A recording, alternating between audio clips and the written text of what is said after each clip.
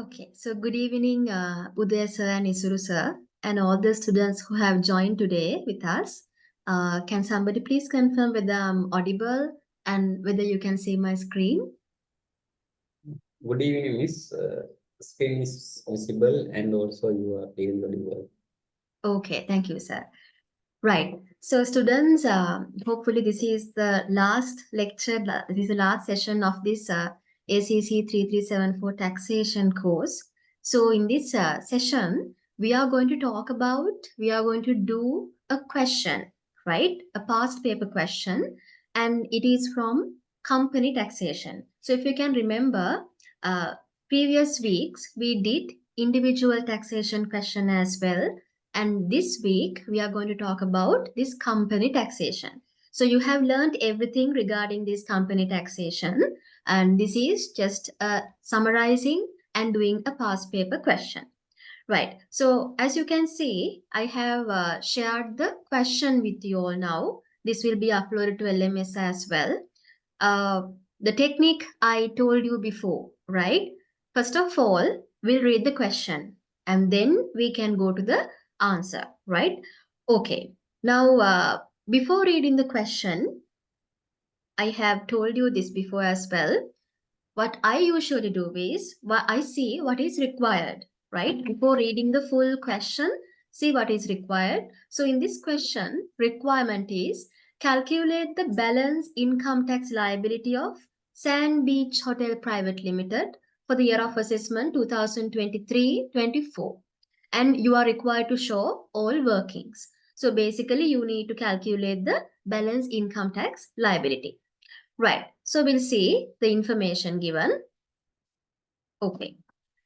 Sand Beach Hotel Private Limited, in short form SBH, operates a hotel business in Vaskadua with the approval of the Ceylon Tourist Board. The extracts of the draft financial statements of the company for the year ended 31st March 2024 are as follows. Right. So basically, our company is Sand Beach Hotel Private Limited. It's a company and it's operating hotel industry. Right. So if you can see the statement, right, extracts of the draft financial statement, revenue is given, cost of sales is given, and then the gross profit, and then other income, distribution cost, administrative expenses, finance cost, other expenses, and then finally we have the profit before tax. So one important thing, these numbers are given in thousands. So you need to decide how to do the answer, right? If you are doing the answer in thousands, you need to be very careful with other details, right? And then, as you can see, notes are given, right? Other income, note number 1, distribution cost, note number 2. Likewise, you have separate notes with the breakdowns, right? So the other income, note number 1. Here, other income, note number 1. The other incoming under other income, they have few line items given. Rent income. Rent income, the amount is given in the table. And you can see under rent income, it says refer point 8. So that means there's another reference. So we'll see how this has been referred. Rent income, if you go to point number 8, what is that point number 8? Right. So as you can see, additional information is given after this PP note. It goes as 1, 2, 3, 4, 5, and likewise it goes till 11. So you can see this other income, it came from this P&L, and then rent income, it has another additional detail point number 8. This is how you are going to refer this question. This is how you are going to read this question. And then the next one, dividend income. Again, the point is given, point number 9. And then cash prize awarded by Ceylon Tourist Board, identifying SBH, that means the company, as the best hospitality service provider of the year. And then profit on disposal of minibus. A minibus has been disposed and profit has been generated, and additional information is provided in point number 3. Right. And then likewise, the numbers are continuing. Note number 2, distribution cost. Under that, you have bad and doubtful debts, additional information provided in point number 5, and then advertising cost, depreciation cost.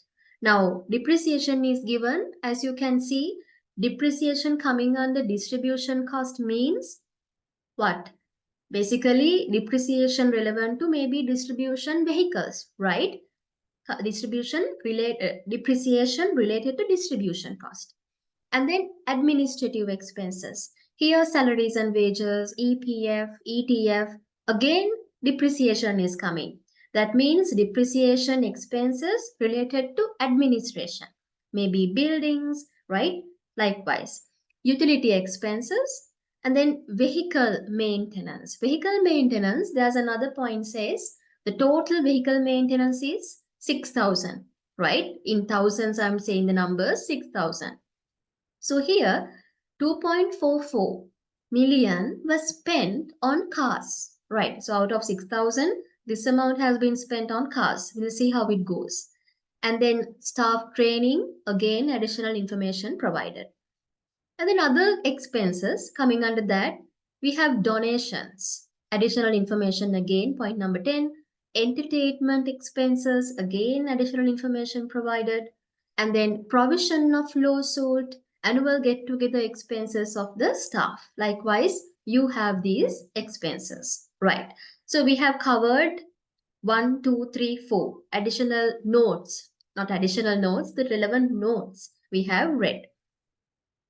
And then you have property, plant and equipment. So all of you know, as you can see, this is the PPE note, property, plant and equipment note. So you have the columns for each and every PPE item, lands, buildings, machinery, motor vehicles, and then cutlery, all these things, right? Related to this company. And then cost and cost valuation, that column, opening balance, additions, revaluations, disposals, and the balance. And then you have the accumulated depreciation as well. Similar to like the cost figures, balance, depreciation, disposals, and then finally the carrying amount. Now, very important here, you can see the depreciation, right? I'll tell you the importance of that row when we are doing the answer. All right, now we are starting the additional information. Now, what are the additional information given? The composition of buildings as at 31st March 2024. Now, you need to understand the relevant year of assessment for us, that is 2023, 2024, 23, 24, starting from 1st April 2023 to 31st March 2024. So that means this is the closing date, right? Year end. 31st March 2024 is as follows. You can see there are two buildings, right? Waskaduva and Hikkaduva. Now, if you take Waskaduva building, the purpose is given. Waskaduva building is used as hotel premises. Basically, they are doing the hotel in this Waskaduva building. Cost is given, and then construction or the purchased date is given, right? So here it is mentioned whether it is purchased or constructed. So in this Waskaduva building, it is constructed, the date is given, right? And then Hikkaduva building, the second building, it is, the purpose is given, it is rented on 1st January 2024. That means during the year it has been rented out for how many months, right? 3 months, right? Starting from 1st January, Jan, Feb, March, 3 months, this building has been rented out. And then cost is given 150,000, that is the cost of the building. And look at this date, construction or purchase date. Here this building has been purchased. What is the date? 31st December 2023. So this has been purchased on 31st December 2023, and on the next day it has been rented out, right? So this is a newly purchased business, newly purchased building. So you can see this in the PPE note, right? During the year buildings, when you go to additions, you can say 150,000, right? Exactly the same amount. So this is a addition during the period. Okay. And then all machinery as at 31st March 2023, right? 31st March 2023. That means when? That is the beginning of this year, right? That means 1st April 2023, 31st March 2023 were purchased after 1st January 2020, except one machine which was purchased in the year 2016 at a cost of 10 million rupees. So, except one machine, all other machineries have been purchased after 1st January 2020. Now, you know why these dates are very important, because we have to calculate the capital allowances, right? When we are calculating capital allowances, rates are very important. Because of that, dates have been given. And then the details of motor vehicles are also here. You can see when you take motor vehicles, there are different types given. We have cars, we have lorries, we have a minibus and a van. Again, the acquisition date is given, right? Cars 2020, lorries 2020, minibus 2021, van 2023, and separately the cost given and the purpose is given. Very important. Now, these cars, right? These cars of this company, what is the purpose? For the use of directors. You need to remember that, very important, for the use of directors. Lorries for transportation of food items required for the kitchen. That means for the operation purpose, right? Companies, business purpose. And then minibus, right? And then there's a star mark as well. We'll see minibus cost is given. The purpose is for tourist transportation. This is a hotel, no? So to transport tourists, this minibus is used. And then van, again, it is for the tourist transportation. Look at this star mark. The details, yes, given here. The minibus was sold on 31st December 2023. During the year, after 9 months, this minibus has been sold, disposed, right? That means this minibus is not there as at the end of the year of assessment. So you need to remember that. And then all cutlery, crockery, and glassware have been purchased on 10th February 2022. Right, it is also given. Okay, so as you can see, we have discussed buildings, machinery, motor vehicles, cutlery, all these additional information given under point number 1, 2, 3, and 4. And then again it says number 5, the composition of bad and doubtful debts is as follows. Now, if you can remember, coming under distribution cost, right? Here, coming under distribution cost, we have bad and doubtful debts. This value is given and the point number 5. Now we are reading point number 5. Okay, this is how we are going to cross check. So coming under bad and doubtful debts, we have trade debts written off this amount, staff loan written off this amount, and general provision for doubtful debts. Again, a separate balance is given. Altogether, you can see the total is 645. Right. And then point number 6. Staff training expenses represent the expenses incurred on a hospitality management training followed by the front office staff during the year, right? They have expenses related to staff training. The composition of the entertainment expenses is as follows. So again, if you can go back and see, right? Entertainment expenses. See, coming under other expenses, you have entertainment expenses, point number 7. So we are reading point number 7. The composition of this expense is given. Point number 1 coming under that 7. Rupees 1.4 million incurred on facilities provided in the hotel for the guest entertainment, that is music and other. Right, 1.4 million allocated for guest entertainment. but another 500,000 spent on a tour arranged to entertain the selected team in the catering division of the hotel. There are two types, so you need to see how we are going to treat these two transactions separately. And then point number 8, the composition of rent income is as follows. So these two information given for rent income. A part of the hotel premises has been given on rent since 1st April 2023, right? That means beginning of this year of assessment, right? Beginning. To a shopping arcade at a monthly gross rent of 240,000 rupees to facilitate tourists. This sentence is very important, right? Why? First, understand where is the hotel premises.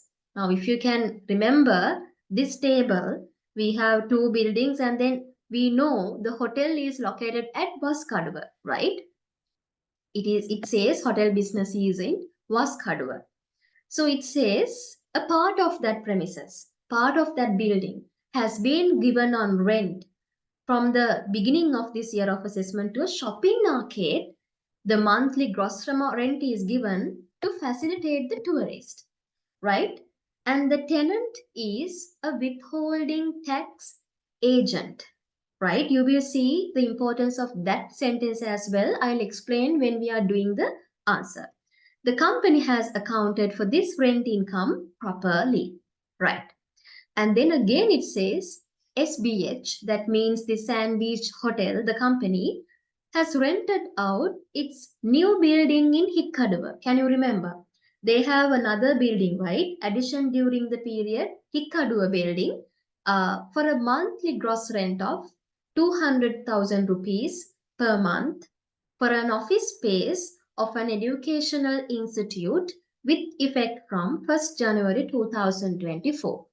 That means they have purchased a new building at Ikkaduva and they have given that building on rent for an office space of an educational institute, right? With effect from 1st January 2024. So we have relevant 3 months starting from January. And it says additionally, this institute is not a withholding tax agent, right? So we will need this information when we are doing this rent income taxation. And then the composition of dividend income is as follows. The first point, it says dividends paid by Sakura PLC out of the profits of Sakura PLC, and it is the net dividend income, the value is given. And then again, dividends paid by Legrand Hotels Limited, a resident company, out of the dividends received from another resident company, not from the profits of that company, that hotel, but from another resident company, right? This company has this hotel, Legrand Hotels Limited. They have received dividends from another resident company, and from that dividends, they have paid dividends to this R company, SBH, right? Okay, so you need to remember now what is the impact. And then the composition of donations is as follows. So if you can go back and see, coming under other expenses, we had donations. Point number 10, 2,100. So the composition is given here. Goods donations to Fritzco Children's Home, an approved charity, 200, right? It is an approved charity. Goods donations to this approved charity. And then donations of school bags to children in Lunugama Government School, this amount. And third one, cash donations to HelpAge Sri Lanka. So HelpAge Sri Lanka, even though it is not given, you need to remember that, right? It is a famous approved charity. HelpAge Sri Lanka, 300. And then cash donations to the Ministry of Tourism, 1,000, right? And the last point, point number 11, income tax paid by SBH on self-assessment basis for the year of assessment 2023-24 was 5.5 million rupees, right? So this is the end of the question. Right, now you have an overall understanding about the question. Now it's just a matter of doing the answer.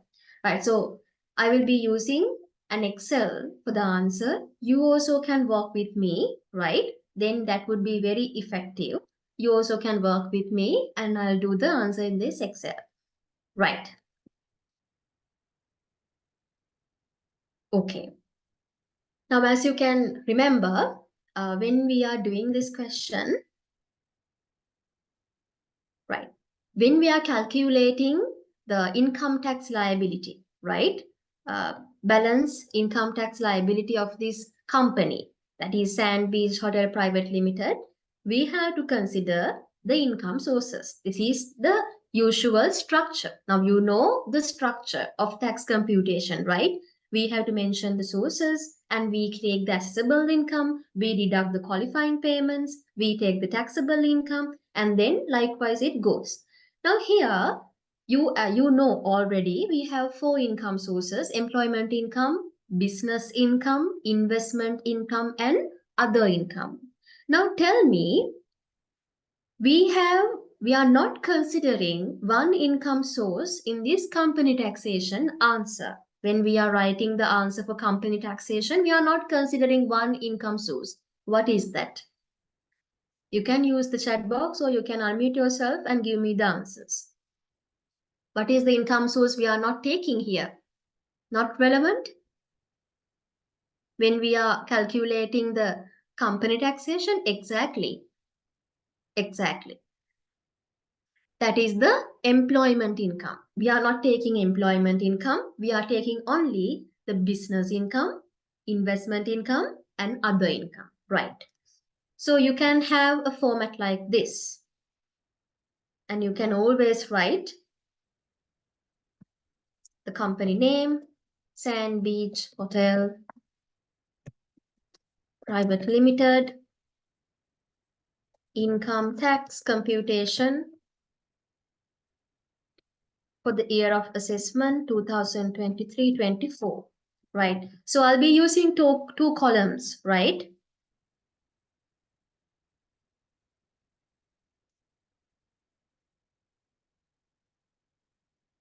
You also can do the same thing,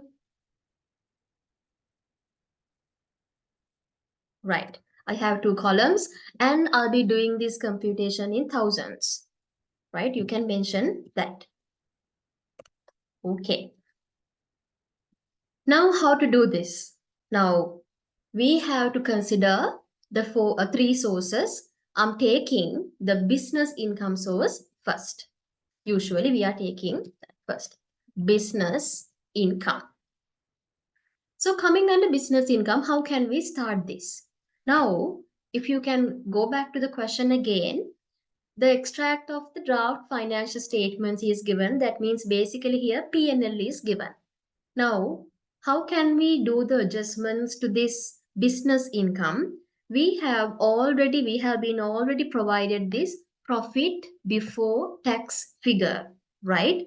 So if we can take this profit before tax figure and do the adjustments, adding and deducting, right? We can take this business income. So in that case, I'll be taking profit before tax. That value is 66515. Right.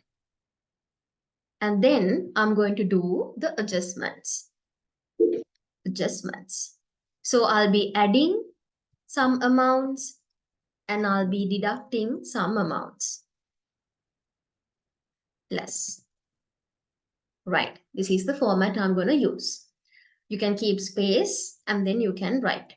Okay. Now, what is the order of doing these things? Now, we have notes, we have additional information, we have so many. So, there's no particular order of doing this, but this would be good and easy for you. I'll be starting with the additional information, right? I'll be starting with the additional information. Okay. So, if you can see the additional information, point number 1, 2, 3, and 4, all those 4 additional information points are related to depreciation. That means in taxation, capital allowances, right? Okay. So what to do first when it comes to capital allowances? Capital allowances means allowable depreciation coming under taxation. But as you can see, in accounting also, we are calculating accounting depreciation. So what do we have to do first? We have to remove this accounting depreciation. Removing means accounting depreciation is already deducted from the profit before tax, right? Accounting depreciation is already deducted. Now, what do we have to do? We are adding it back. Accounting depreciation is added back first, right?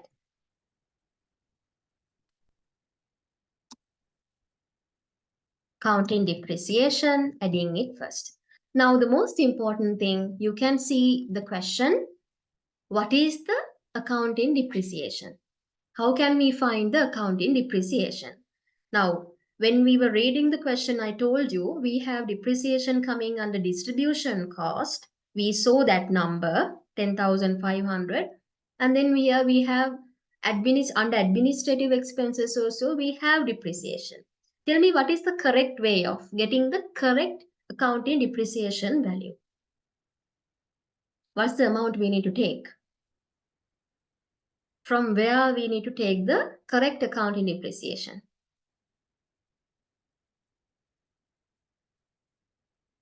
Yes, exactly. We are not taking these total of distribution cost depreciation and then coming under admin expenses related depreciation, right? We have to take the accounting depreciation from the PPE note. From the PPE note. Why? If you are taking only this depreciation 10,500 and this one 33,875, we are missing one part. We are missing one depreciation part. What is that? Here we have taken only the distribution and administration related depreciation. But we might have production related, service providing related depreciation as well, coming under cost of sales. So we can't exactly take that number, right? So in order to avoid that mistake, we can directly take the depreciation from the PPE note because it gives the all total of all depreciation, right? So if you can take 21,875, 12,000 plus 10,500 plus 6,000, you can take the accounting depreciation. I hope that's clear. If you have any concerns, you can ask. Accounting depreciation. So I'm taking all together and adding it back. I'm using the first column to do all those adjustments. I have the number. You also can see whether this is correct. 50,375. 50,375. Addition of all these numbers. Right? Okay. And now we have added back the accounting depreciation. Now we can deduct our capital allowances. Now we can deduct the capital allowances. So for one by one, no capital allowances for lands. So we can calculate capital allowances for buildings, machinery, motor vehicles, and cutleries. So I'll be using a separate working for that. You also can do the same thing. So make sure you have enough space to do the computation, and separately you can do the working. So since this is a spreadsheet, I'll be using this space to do the working. So working number 1, always if you are doing workings, refer them. Working number 1, capital allowances. Right. Okay, so one by one, I'll be calculating it. No capital allowances for lands. I'll be taking the buildings first. Buildings. Right. So what are the buildings we have here? The additional information, the composition is given. We have one building in Vaskaduva and another one in Hikaduva. We'll take the Vaskaduva building first. Vaskaduva. Right. So Vaskaduva, what is the cost? 400,000. Since I'm doing it in thousands, I can take 400,000 like this. And then how can we calculate the capital allowance? Can somebody say? And please, when you are sending the answers, make sure you are not sending direct messages. You can openly say your answers, right? That's all right. Others also can see your answers and learn. That's fine. What is the rate? What is the number of years we have to take to calculate the capital allowances for this building?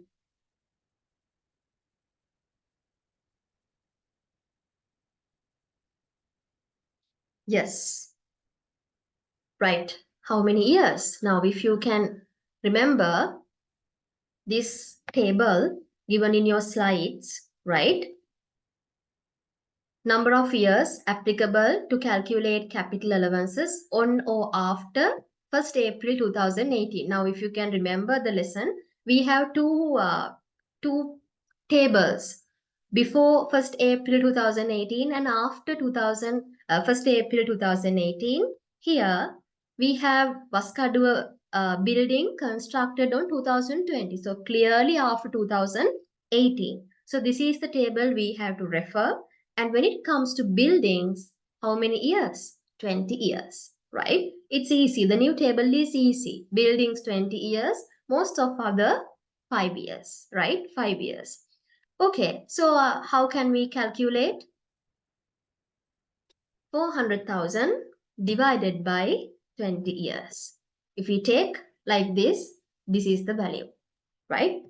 Okay, so this is the cost and this is the capital allowance. CA means, no, I will write it again, capital allowance. This is how you are calculating. And then the next building. What is the next building? Hikkadua building.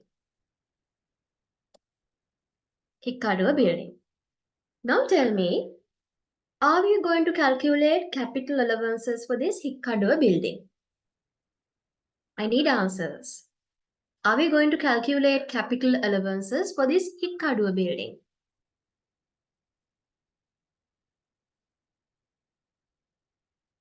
Now, Vaskadua building, the previous building, it is the hotel premises, right? Purpose is to have the hotel premises. But when it comes to Hikkadua building, the newly purchased building, what is the purpose? The purpose is to rent out, right? Rented out. Purpose is to rent out. And on other information coming under rent income also, it says it has been rented out to educational institute as well. So tell me whether we are calculating capital allowances for this Hikkadua building. We are not calculating capital allowances. Why? Because this rent is not related to these business operations, right? This rent is not related to this hotel business operations. So in that case, we are not giving capital allowances, right? Hope that's clear. Okay, so no capital allowances for Hikkadua. So with that, we are done with buildings and moving to machineries. Machinery.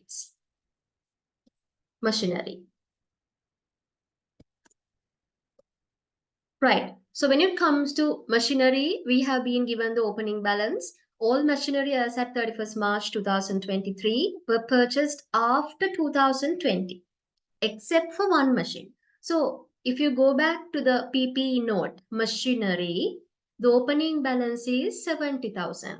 So it says out of this 70,000, 10,000 is purchased. 10,000 worth of machinery has been purchased in 2016. All other 60,000 worth of machineries have been purchased after 2020. Right. So we'll take them separately. Right. Old machine, that is 10,000. And then new machines. New machines means purchased after 2020. Right. So 10,000 and 60,000. This is how we have 70,000 worth of machineries. Now, how can we calculate capital allowances for old machine? If you look at the date, year 2016, now that is the purchased year. Remember when we have purchased or constructed some PPE item, during the period, we are giving capital allowances for the full year of assessment, full year. If we are disposing a PP item, we are not giving capital allowances for that disposed year. That is the logic, right? So this has been purchased in 2016. We don't care the day. It's in 2016. So we can take from 2016. If you go back to the table, 2016 mean before 2018, right? Before 2018, and it's a machine, plant, machinery, equipment. What is the rate? 33.33. That is the percentage. That means average 3 years. So 2016, 17, 18, that means this machine has been already depreciated in taxation. That means that machine has claimed capital allowances fully. So in that case, we are not calculating capital allowances for this old machine. Capital allowances fully claimed. You can write down. Right. And then new machines. New machines after 2020, and then after 2020 means still we have time, right? Still we have time. This is still 2023-24. How many years we are going to take from the new table, right? Machineries, you can see 5 years, 5 years. So you can clearly divide 60,000 by 5. You have 12,000. You have 12,000 capital allowances. This is how you are calculating capital allowances for the new machines divided by 5 years. Right. So buildings done, machinery done, and then motor vehicles. Motor vehicles. So we'll write down motor vehicles, and you have different types of motor vehicles. We'll take one by one. So we have cars, lorries, minibuses, and vans. So we'll write cars, lorry, minibus, and van. What is the cost of the car? Cars, 24,000. 24,000. Now, are we giving capital allowances for this car? No. Why? These cars, look at the purpose. These cars are used by directors. So that again, we are not giving capital allowances for that, right? That means these cars don't have capital allowances because they are used by directors, right? Not for hotel operations. And then lorry. Lorry is used for the transportation of food items required for the kitchen. That means clearly for hotel operations, you can give capital allowances. And acquisition date is 2020. Usually for motor vehicles, we can give 5 years, applicable number of years, 5 years for motor vehicles. So if you go back to 2020, 21, 22, 23, still we can claim capital allowances. So in that case, lorries cost is 11,000, and you can divide 11,000 by 5. You have 2,200. Okay, so you can give that capital allowance. And then the next one, minibus. Now can you remember? Minibus, it is used for tourist operations, tourist transportations. So basically you can claim capital allowance, but the point is this bus was sold during the year. So disposed during the year means for this year, minibus cannot claim capital allowances. So because of that reason, no capital allowances for minibus. What is the reason? All right, the cost is 9,000, right? 9,000, no capital allowance for minibus. Reason is disposed year. Disposed year. Right. Last one, van. It is for tourist transportation. It has been purchased during the year 2023 October. So you can clearly give capital allowances for that 15,000. Cost is 15,000. If you divide 15,000 by 5 years, 3,000, you can give capital allowance. Right. So motor vehicles are also done. See, even though you have so many PP items, treat them one by one separately, logically. So you can do it clearly. And then all cutlery, crockery, and glassware have been purchased on 10th February 2022. Again, you can take 5 years for that, right? Even though you don't know exactly cutlery, you may have heard cutleries for the first time in a hotel business, right? You have not depreciated before, but you can take 5 years. All other PP items, 5 years. So cutleries, the cost is, what is the cost?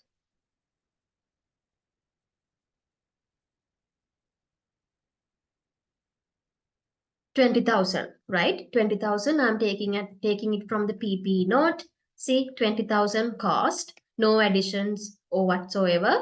And then we can take 5 years. We can divide 20,000 by 5 years. That is 4,000 for this year. Right. So those are the PP items in the PP note. And then we can take the total. If you take the total of capital allowance, you have 41,200, right? 41,200, that is the total capital allowance you can claim.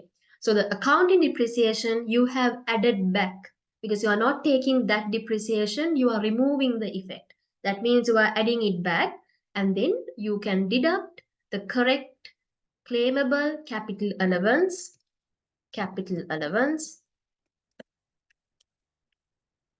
which is 41,200.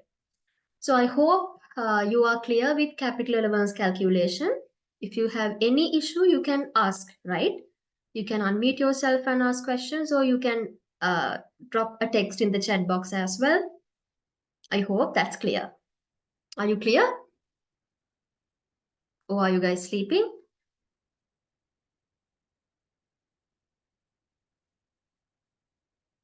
All right. Hope that's clear. Now, the next point. So we are done 1, 2, 3, 4. The capital allowances are done. And another important thing. Now, can you remember there's a disposal, minibus disposal during the year. Now there's an accounting treatment for that, right? What is the accounting treatment?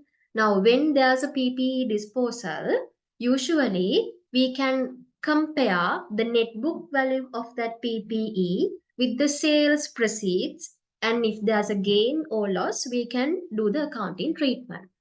If you can remember, when we were reading this question, coming under other income, we had this profit on disposal of minibus. So disposal of minibus has generated a profit of 850. So that is the accounting treatment. But now you know, right? Even though accounting profit is like that, you have to calculate the balancing allowances for that when there's a disposal. So we can do that adjustment as well in a separate working. Right, so we'll do that. And I forgot to do this one, capital allowances. Now you have a working. Make sure you refer to this working number 1. So you can see, right, examiner can see, okay, the working number 1 is here. Right, working number 2, balancing allowance. Right. So first of all, we'll see the tax profit or loss. That means assessable gain on this disposal of minibus. Right. Before that, we need to have the sales proceeds. Right. What is the sales proceeds of this minibus disposal? So what is the sales proceed? Value, what is the value? Is it given? We have been given the profit of disposal of minibus, right? And we know the cost as well, right? By looking at the PP note, you can see the cost of the minibus. Only one disposal is here during the period. That means 9,000 means the minibus cost. And then 4,050 means the accumulated depreciation of that minibus. We can think like that. So what is the sales proceeds? What is the sales proceed? Now we can calculate that. How can we calculate sales proceed? Now here, cost. I will take this Cost of the minibus is 9,000. And if we take the accumulated depreciation, that value is 4,050. If you deduct this accumulated depreciation from the cost, you have the value of 4,950. What is that value? That is the net book value, right? Carrying value of that minibus. And the question says, right, in the question it says, they have earned a profit from this disposal. So what is that accounting profit? What is that accounting profit of this disposal? You can see from the other income note, it is 850. So if the net book value is 4,950 and this transaction, this disposal has gained 850 profit, then what should be the sales income? Sales proceed. 4,950 plus 850, 5,800. Sales proceeds, right? Okay, now you can take that sales proceeds here. That is 5,800. I hope it is clear. Give me 1 second. Right, 5,800. Now, shall we write down the tax written down value as well? That means the net book value. In accounting, we say net book value. In taxation, we say tax written down value, right? Tax written down value. Shall we calculate that? We need the cost. From taxation perspective, what is the net book value? The cost of this minibus is 9,000. We already know that. And in terms of taxation, what is the total accumulated capital allowances claimed? Now in accounting, we have accumulated depreciation. So in taxation, we have accumulated this capital allowances. So what is that? Capital allowances claimed. Now you need to guess. If you can go back to the details, right? We have the minibus. This minibus has been purchased on 1st October 2021. That means what is the year of assessment? 2021, 2022. 2021, 2022. And then 2022, 2023. That is the second year of assessment, right? I will write it here. 2021, 2022, and then 2022, 2023. And this year is 2023 to 24. For that year of assessment, this is the year of assessment. We are not giving capital allowances. So previously, this minibus has claimed capital allowances for 2 years, 21, 22, 22, 23. So in that case, what is the capital allowances claimed up to now? 9,000 divided by how many years? This is a minibus. How many years allowable years? 5 years. Likewise, we have claimed for 2 years. That means accumulated capital allowance for this minibus is 3,600. So previous 2 years, they have claimed capital allowances. In that case, tax written down value. In that case, tax written down value is 9,000 minus 3,600, 5,400. I hope that's clear, right? Tax written down value is 5,400. Taxation purpose, net book value is 5,400. Now, that is the taxation net book value, tax written down value, and the sales proceed, we know, 5,800. So, profit or loss? Obviously, that is a profit. 5,400 tax written down value, but sold for 5,800. That means we have a profit. We call it assessable gain on disposal. Basically, it's a profit. Assessable gain. You have a gain here. What is that gain? 5,800 minus 5,400. 400 gain. Now, what is the gain? What is the disposal profit in accounting? That was 850. But in taxation, what is the profit? Gain 400. So what should we do? So we have already added this accounting profit 850 in this profit before tax. It has been already added. Now in that case, in that taxation purpose, we need to remove it. So removing it means accounting profit on disposal. You are deducting 850 and at the same time you can add the correct, that means assessable gain on taxation, right? In terms of taxation, that is 400. That is 400.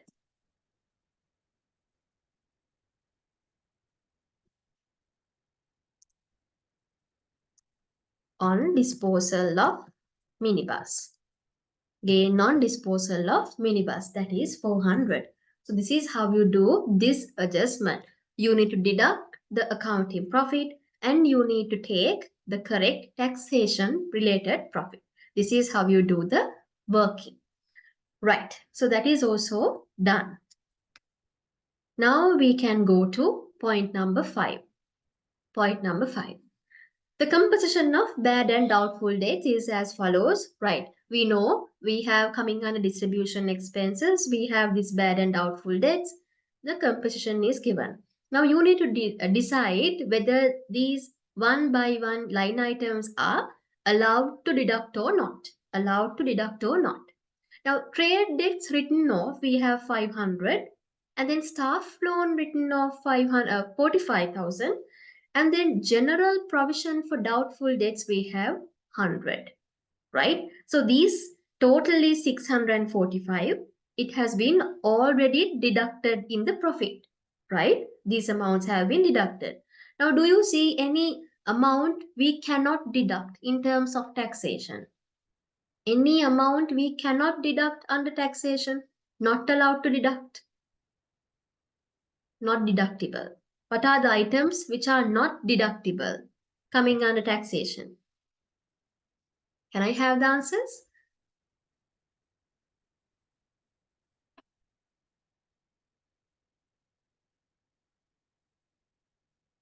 Exactly, one answer is correct. This general provision for doubtful debts, it's a general provision. It is not specific. We can't deduct. It is not deductible. So, general provision for doubtful debts, it's a general provision that 100 is not deductible. We have another one. We have another one which cannot be deducted. That is staff loan written off 45. But trade debts written off, that we can deduct. That is allowable to deduct. So in that case, already these 3 items have been deducted. Only 2 are not deductible, staff loan written off and general provision. So we can add back. We can add back the total 45 and 100. 145 to the profit because they are not deductible. Right, we'll do that. So you can write staff loan written off and general provision for doubtful debts.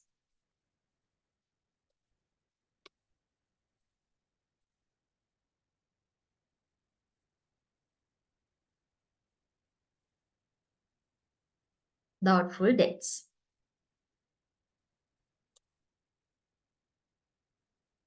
Right. That is total is for 45 and 100, 145. Right, that is also done. Okay. And then point number 6. Staff training expenses represent the expenses incurred on a hospitality management training followed by the front office staff during the year. So the staff training expense has been incurred for this front office staff for this hospitality management training. Now that expense is clearly related to this business operations that you can deduct. That is allowable for deduction. But let's say this training expense, staff training expense, has been specifically given for one person for his or her development, right? For a special course done by him or her. In that case, that is not deductible, right? But in this situation, it is a hospitality management training uh, provided for front office staff, right, in the hotel. In that case, that is deductible, right? So we are not doing anything. Already this staff training expense has been deducted. If you can go back again, see,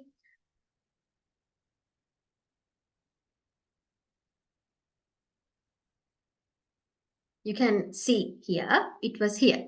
See, staff training 900, it has been already deducted from the administrative expenses. In that case, it is okay. No need to do any adjustment. It is deductible. Right. And then point number 7, the composition of the entertainment expenses. You saw that, right? Coming under entertainment expenses, there are 2 items. One is 1.4 million incurred for this hotel guest entertainment. That is that even though that is entertainment expenses, that is incurred for guest entertainment, right? Hotel operation purpose. But balance 500,000. 500,000 spent on a tour arranged to entertain the selected team in the catering division of the hotel. So usually entertainment expenses are not deductible, but that 1.4 million incurred for guest entertainment, that is deductible because that is related to business operations. But balance 500,000 spent for this tour of the staff members, it is not deductible. Generally, entertainment expenses are not deductible. So, since it is not deductible, entertainment, we can add back. What is the value? 500,000. Be careful here, 500,000. Still, we are doing this question in thousands, so that means 500. Right? Those are important points, mistakes you are doing in the exam. And then the composition of rent income is as follows. Right. Now the rent income. A part of first of all, rent income is categorized under business income, investment income, or other income. We have usually, you are used to record rent income under investment income, right? Dividend income, rent income, and everything. But read carefully. A part of the hotel premises has been given on rent since 1st April 2023. That means the beginning of the year of assessment, to a shopping arcade at a monthly gross rent of 240,000 to facilitate tourists. Now, even though a part of this hotel has been given on rent for a shopping arcade, usually in hotels we can see shopping arcades, different shops are there. For a shopping arcade, what is the purpose? The purpose is to facilitate the tourist. That means that rent income, even though a part of the building has been given on rent, even though that is rent income, that rent income is clearly, right, directly affecting to this hotel's operation, right? That is clearly affecting this. That means part of the business income, right? Because this rent income they are generating from the shopping arcade. Shopping arcade is to facilitate the tourist, effectively connected with the business operations. That is the term, effectively connected with the business operations. So in that case, what do we have to do? Are we taking this rent income separately under investment income, or can we keep this under business income? That is the decision you need to make. Since this is effectively connected with the business operations because this facilitates the tourist, this is coming under business income, right? This is coming under business income. No need to deduct it from the profit before tax and take it separately under investment income. You can keep it under business income. So already that 240,000 multiplied by 12, because this has been rented since 1st April 2023, beginning of the year of assessment. For the whole year, that rent income can be considered under business income. That is the decision you need to make. But see the rest of the sentences. The tenant, that means tenant is the shopping arcade, right? The tenant is a withholding tax agent.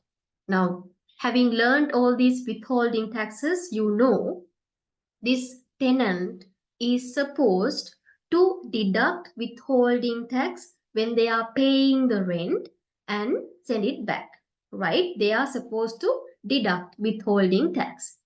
But the condition is, in order to deduct withholding tax, that person should be a withholding tax agent. If that person is not a withholding tax agent, that person cannot deduct withholding taxes. Now, in this case, this shopping arcade, the tenant is a withholding tax agent. Now, in that case, what happens? That shopping arcade is deducting the withholding taxes and paying the balance, right? Paying the balance to this hotel. You need to remember that. Why? Withholding taxes are very important because we can claim those paid withholding taxes as tax credits at the end of the computation, right? That's why very important. So this sentence is important. It indicates that this tenant has deducted withholding taxes. Anyway, we are considering the gross rent into our calculation. After that only we are deducting the withholding taxes, right?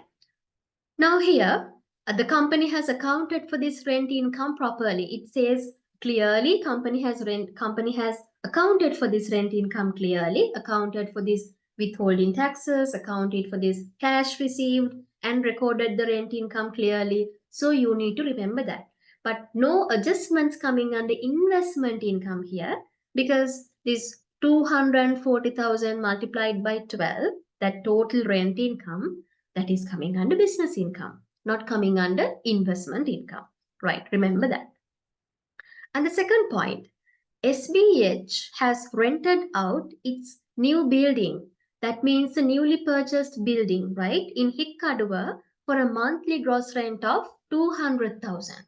Okay, now it was purchased and then on the next day it was rented out, right?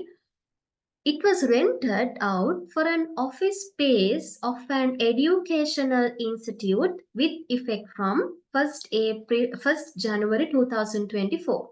So 1st January 2024 means for this year of assessment, relevant how many months? 3 months, January, February, March. So what is the monthly rent income? 200,000. Now, is this effectively connected with the business operations? This giving this space for an office space of an educational institute? No, right? It is not effectively connected with the business operations. So you can consider this rent income under investment income. You can consider this rent income. That means 200,000 monthly, likewise 3 months, 600,000. You can consider as investment income, right? So shall we write down? You can consider that under investment income. So here, still we are doing business income. We are doing the adjustments. Maybe the next one, right? I will take space here. And then I'm writing the second source will be investment income. Investment income. Coming under that, I'm writing rent income. Which building? Hikkaduwa building.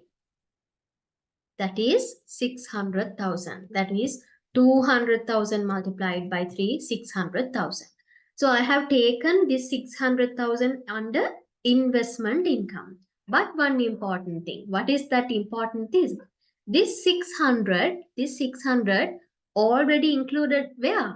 Already included in profit before taxes, no? Where? Look at this, coming under other income. Coming under other income, they have recorded this rent income. Now the total rent income is 3,480. What is the composition of this 3,480? You can calculate and see. Now 3,480 Now, as we know, we have two rent income sources, no? Hikkaduwa, that is for education institute, and Vaskaduwa, that is hotel premises for the for that shopping arcade. Now, shopping arcade, what is the monthly rent income? 240. So 240 multiplied by 12. Sorry, 12. 2880. Hikkaduwa, what is the monthly rent? 200 multiplied by 3. What is the total? 3,480. That is the total, right? Always these numbers should balance. 3,480 came from those two rent income sources. Right. Now we are considering that 2,880 coming under business income, no adjustments. But Hikkaduwa, 600 also coming under other income. But now we decided it is not business income, it is investment income. That's why we took 600 under investment income. So if you are taking this 600 here, we need to deduct that 600 from business income. That is from the profit before tax. So you have to remove it. Rent income, I'll be copy pasting it. You can write it down. Rent income, Hikkaduwa building, 600 minus.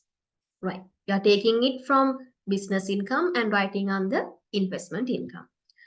Right. The most important sentence there also. Okay. Now we have adjusted this one.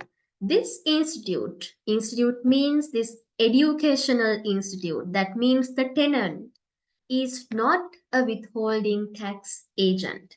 Now I clearly mentioned you, in order to deduct withholding taxes, that tenant should be a withholding tax agent. But now this educational institute is not a withholding tax agent. In that case, this institute is not able to deduct withholding taxes. So with no withholding taxes has been deducted. So remember, in this situation, withholding taxes deducted, that deducted amount can be claimed under tax credits. But here, coming under SBH, no, right? No withholding taxes. So it will be taxed at the normal rate as a company, which is 30%. Right. So that is about rent income. And then we are moving to dividend income.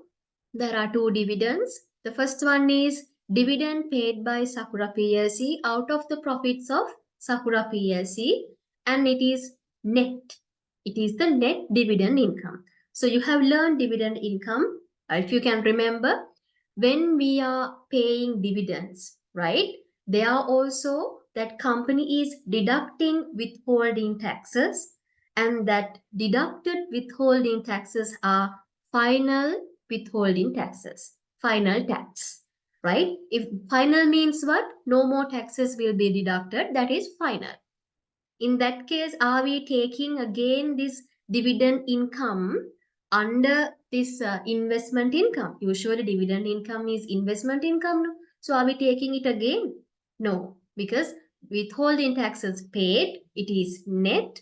That paid amount is the final one. So you are not taking it again under investment income. So next one, dividends paid by Legrand Hotels Limited, a resident company, out of the dividends received from another resident company. I explained that previously, right? Legrand has received dividend from another resident company. From that dividends, Legrand has paid dividends to our company. What is that? What is the tax implication? Those dividends are tax exempted. Those dividends are tax exempted. So the first one, it is a final withholding tax. So no taxes will be deducted more. Second one is exempted. So you are not taking dividend income under investment income, right? You don't have to consider these two under investment income. But again, we have to do one adjustment.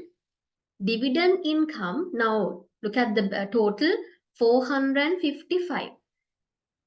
455. See, dividend income is recorded under other income.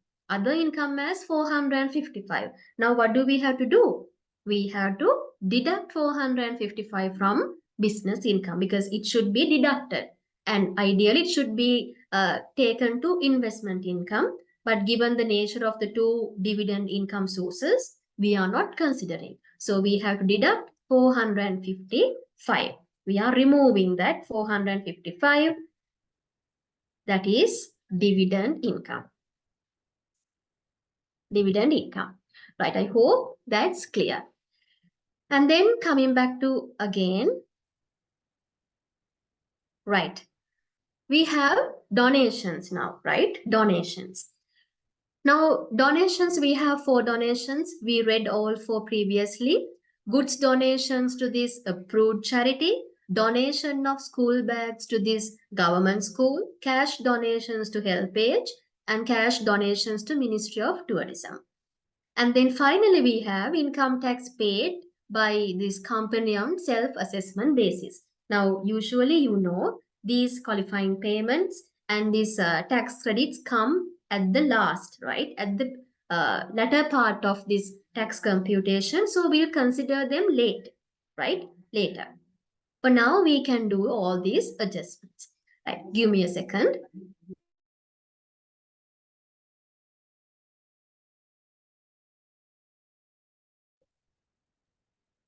Right. Okay. So now we have considered all these additional information point from 1 to 2, 3, 4, 5 and everything. And remember, we didn't consider donations and self-assessment payments. Now we can go back to the question, the start of the question and see whether we have missed anything because we started from additional information. Right. So we know this one, right? Profit before tax we took and rent income, yes, we did the adjustments. Here we have deducted rent income and we have taken under investment income. We have deducted dividend income. So we have done the relevant adjustments for rent income. Dividend income also the same we did completed. Look at this one. Coming under other income, it says cash prize awarded by Ceylon Tourist Board, identifying SBH as the best hospitality service provider of the year. That means it is a gift received, a cash prize received. Anyway, that is allowed to be taken because it is taxable, because it is related to the business income, business operations. So anyway, it has been added to the business income. So you don't have to do any adjustment. It will be there. And then profit on disposal of minibus, there also we did the relevant adjustments. So that is also fine. That is okay. Done. And then bad and doubtful debts, yes, we adjusted. Advertising, no change. And depreciation also, as a bulk, we have adjusted. Salaries and wages, yes, you can deduct. EPF allowed to deduct. ETF, okay. Depreciation we have taken. Utility expenses, yes, allowed to deduct. We have taken them. And vehicle maintenance. Here, very important point, vehicle maintenance, you have 6,000 in total, but 2.44 million was spent on cars. So this vehicle maintenance spent on cars, these cars are used by directors. So this 2.44 is not deductible. Balance is deductible. So we have already deducted 6,000. 2.44, 2,440 is not deductible. So you can add back. So we are adding it back. Vehicle maintenance. Vehicle maintenance costs 2,440. So that's why very important to read these notes again because there are some important points hidden in these notes. And then staff training, yes, we have considered, right? Coming under additional information. Okay. Donations, yes, we have to consider donations coming under qualifying payments. So since we are taking these donations under qualifying payments separately, we can add back this 2,100 to this profit, because coming under other expenses also donations deducted, no? So we can add back here and take it separately under qualifying payments. So we'll add back donations. What is the total? 2,100. 2,100. And then entertainment expenses, yes, we considered, that is okay. And then provision of lawsuit. Provisions are not deductible for taxation. So you need to add back. Provision of lawsuit. That amount is 100. 100 provision of lawsuit. And then annual get-together expense of the staff, 900. 900 has been deducted, saying annual get-together expenses. Similar to entertainment expenses, these are not deductible, so you can add back.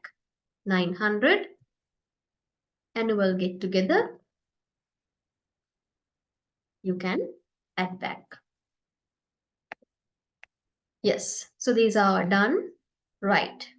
PP note, we have considered everything with regards to capital allowances. We took all these notes. We have taken everything. Yes, apparently we have done all these adjustments coming under business income, only the business income. Right, so you can take the total of additions to the second column. So I'm taking the totals easily using Excel. You can also take with the calculators, and then addition of the total of deductions, and then I can write, okay, here I have this profit before tax, I add 56,960 and I deduct 43,105 because those are the deductions. You have balance 80,370. That is the business income. That is the business income. Right.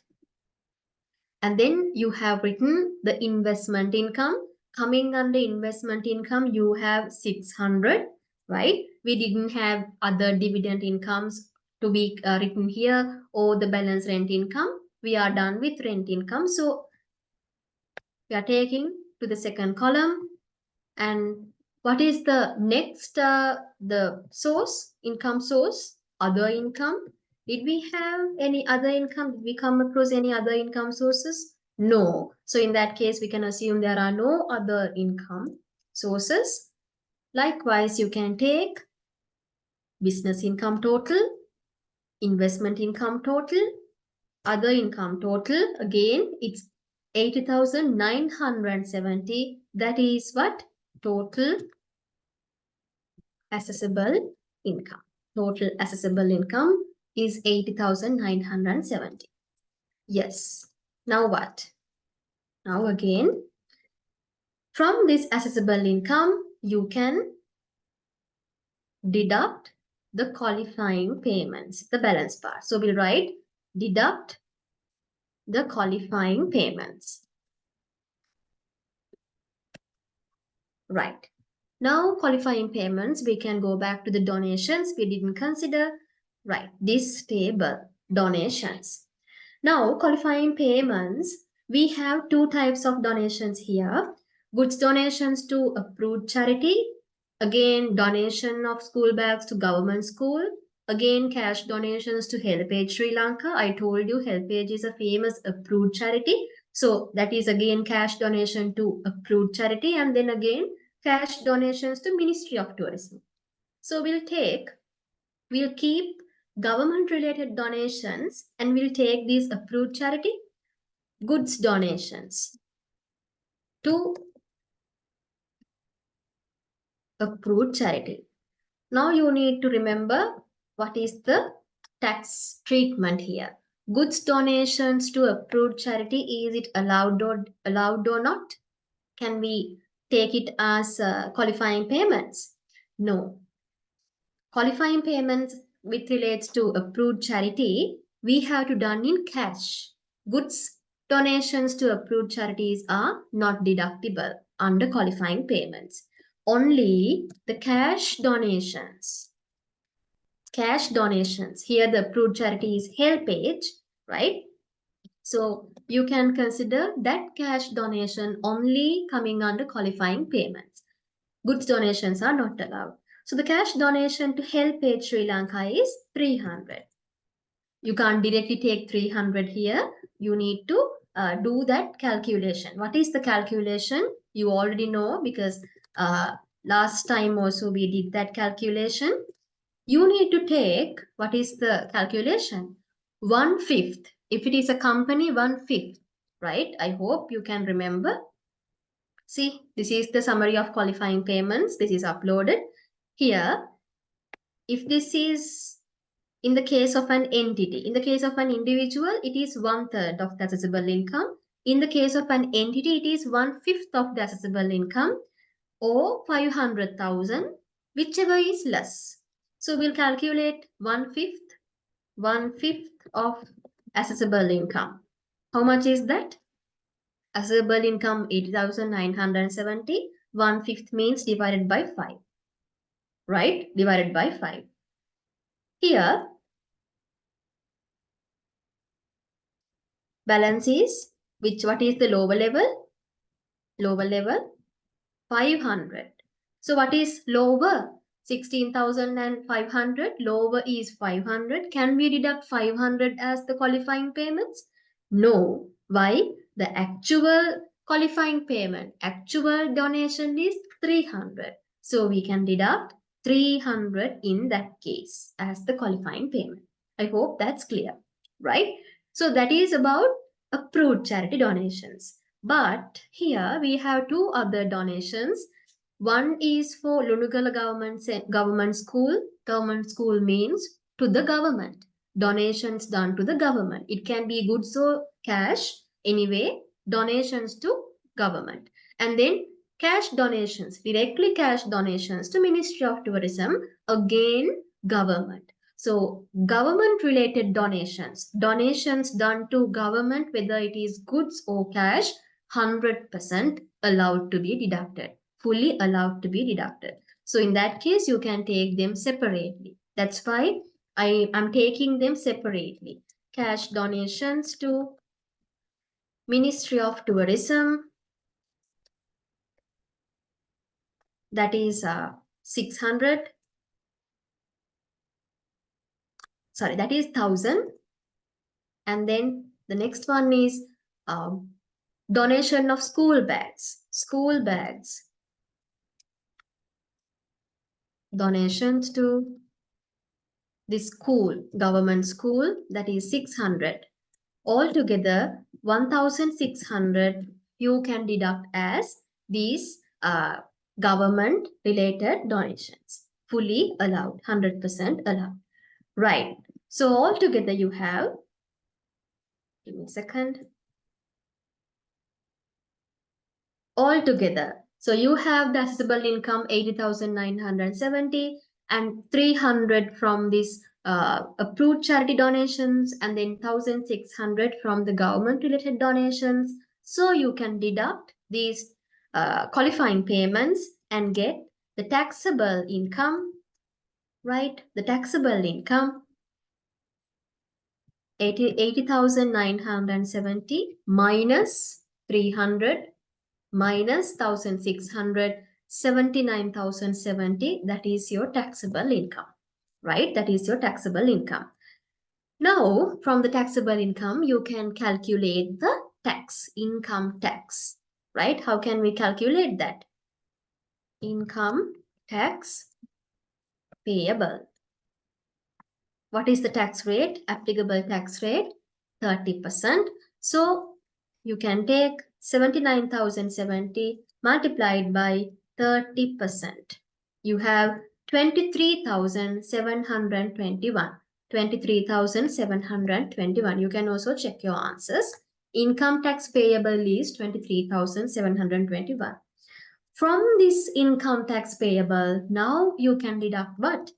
Now you can deduct tax credits. Tax credits. So what are the tax credits? One tax credit was given here specifically This company has paid taxes on self-assessment basis, right? Since self-assessment basis. Tax paid on self-assessment basis. How much is that?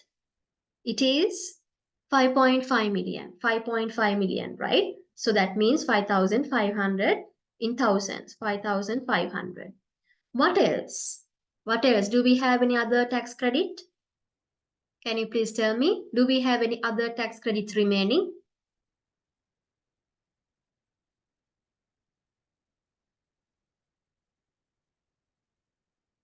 Do we have any other tax credits?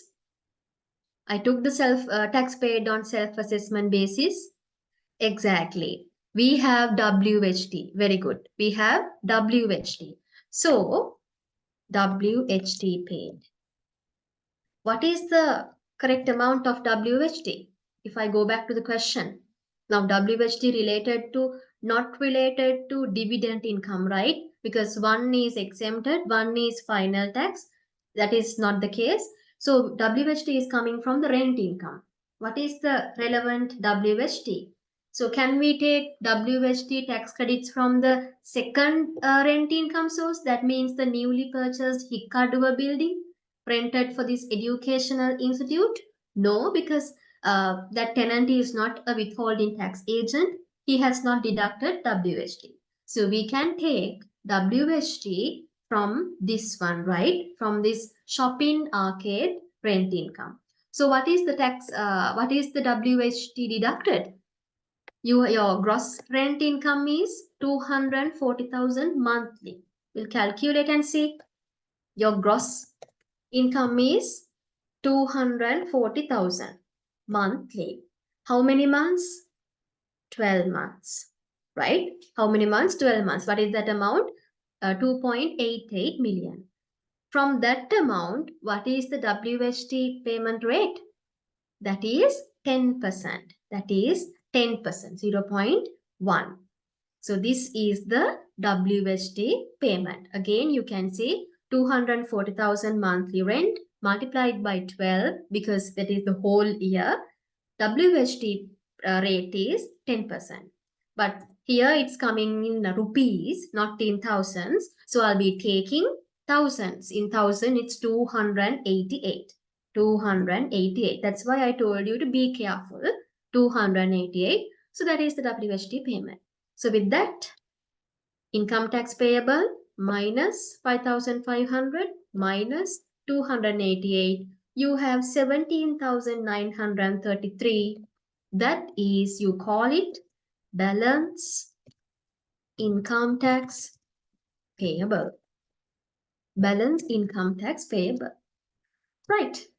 So this is how you usually do a company taxation question, right? You write down the sources separately, you do the working separately, right? And you can follow the format.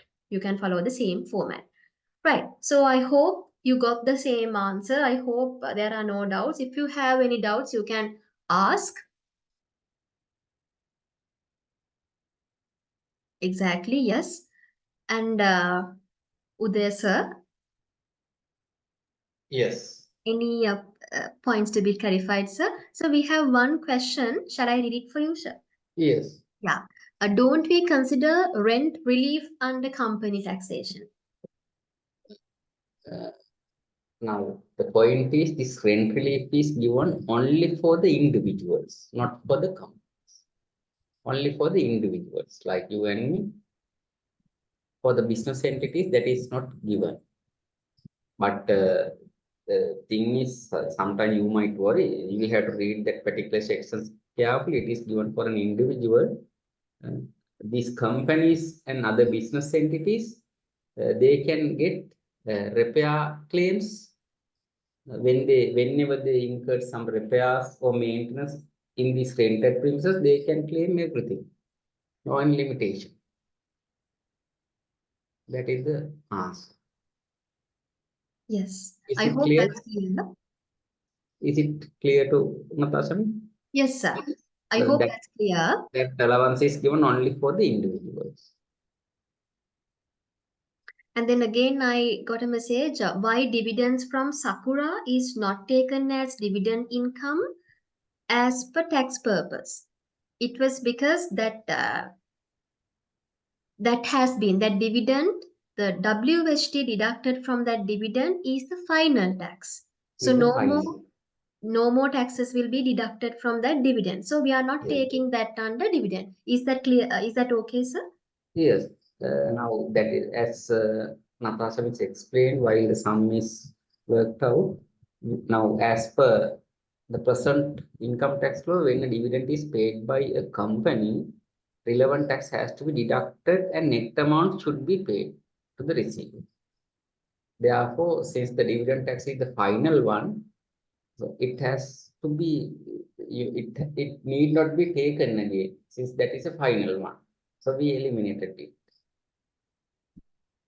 Yeah. We So have I not hope taken that's that into our computation since the tax has been paid, and also that is a final tax. That is the meaning of final tax. And to add to that, you can just say for the rent income, withholding tax has been deducted at the rate of 10%. So we got this tax credit that is 288,000. But since that is not the final one, the entire income of the company, that is taxed at the rate of 30%. That is taxed at the rate of 30%. So since the investment income is not the final one, so everything, all the things, all the income of the company, that is taxed at 30%, but whatever paid as the withholding tax, it could be taken as a tax credit. But for the dividend, it is final, therefore it is no more, it is not taken for taxation, income tax computation. So it is considered as a final. Is that clear, Natasha, miss? Yes, I hope that's clear. And just now I got another message. Can't we deduct not allowable donations? Within brackets, it says goods donations to the approved charity from the business income. So correct me if I'm wrong, sir. Now donations are not allowed to deduct, but the taxation that act has given us the chance to deduct those donations as qualifying payments, but those goods donations to approved charities are not deductible, only cash. So we can't take the not allowable part from that. As an example, goods donations to approved charity again under business income as an allowable donation. Is that okay, sir? Yes, that is correct. That is as per the tax law. There is no other explanation. As per the tax law, when the goods are donated to an approved charity, that cannot be treated as a qualifying payment. That is first thing. The other thing is that cannot be deducted against the uh, income of the company for the tax purposes as an expense. Yes. Yeah, it is clear, I guess. And then if dividend is not final, it should be get as investment income. Is this correct? That is correct. That is very correct. But one thing is, now do not confuse yourself. Only the dividend income is final tax as per present tax law, not anything else. So only this final tax will be applicable only for dividends. Yes, For I hope. example, let's say for this company, if they had a fixed deposit or something like that, when the interest is paid by the bank to this particular company, the bank will retain some money as taxes, withholding taxes. So that is also not final. Whatever retained by the bank, and it will be sent to the Inland Revenue Department. That amount that is returned to the Inland Revenue Department by the bank could be taken as a tax credit. That is for interest income, not for the dividend. Dividend is a final. Okay, Natasha, miss? Yes, sir. I hope that's also clear. So those were the questions, sir. Uh, And also, I'd like, Natasha, miss, if you can tell anything about the structure of the paper. like the individual and company and the very small structured or something like that. Yeah. So your question paper would be like there will be two parts. The first part it will be like short answer questions. Like there will be 15 to 20 or maybe around 12 questions, and there will be subparts for each question. You need to work you need to work out and write the answers. There are no MCQ questions, but short answer questions will be there, and both computation and theory parts will be covered there. And in the second part, you will have your individual taxation question, most probably combined with the partnership that we will let you know. And again, company taxation question, and then VAT part, VAT computation question. And most probably the tax administration part will be covered in the first part in short answer questions. Is that okay, sir? Yes, that is okay. And And also yes, sir. now the participants, number of participants are very, very low. So, so those who participated, we really thank. So Yes, we sir. don't know what will others do. That is also a question. Yes. Yes. So thank you very much for joining. Actually, we informed you within the day. Actually, we informed you. So thank you very much for joining. And most of you like you clarified your questions as well and gave answers for the questions I asked. So thank you. And so we can wind up the session, no, sir? Yes. Yes. So with that, we can wind up today's session. I hope that was useful. If you have any questions, still you can ask me. You can text me. Then I can ask this and let you know the answers. Yes. So thank you very much and good night. Thank you very much, sir. Thank you. Good night.